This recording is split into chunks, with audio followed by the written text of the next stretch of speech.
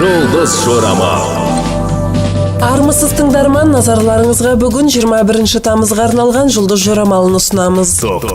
Тоқтылар, аздап тұрмыстық тіршіліктерге де көңіл бөлу керек. Барлық нәрсе ақшаға тіреліп тұрған жоқ. Сіздерге сөз салғысы кеп, көз тастап жүрген жандар бар. Торпақтар, бұл күнді тым көңілді өткізбесеңіз де қатты түнеріп жүрудің қажеті шамалы. Суық түрмен келетін жақсылықтарды қашырып алмаңыз. Егіздер, бұл күні әріптестеріңіз сізден ақыл сұрап қана қоймай, керек болса көмек беруге де дайын болады. Ал жеке өмірде шыдамыңыз шегіне жетуі ғажап емес. Шаяндар, күтпеген жағдайлар орын алуы мүмкін. Дәл сол жағдай сіздің істеріңіздің алға жылжуына септігін тигізеді. Арыстандар, бұрыннан жиналған істеріңіз сәтті аяқталып, еш қателіктерге жол бермейсіздер. Сапарға аттанғандарды күтер қызық көп.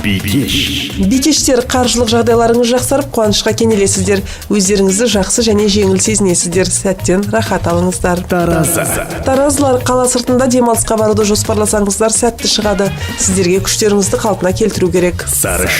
Саршаяндар, егер мәселе ақша салымында болса, жылдамдықты азайтыңыздар, себебі сіздер бардан айырыларыңыз мүмкін.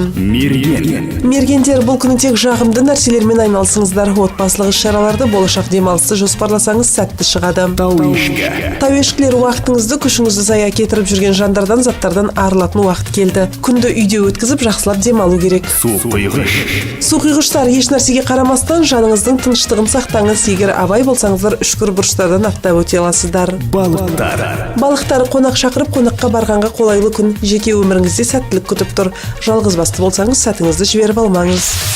21 тамызға арналған жұлдыз жорамалы осындай. Жұлдыздарыңыз жарық болсын. Жұлдыз жорамал.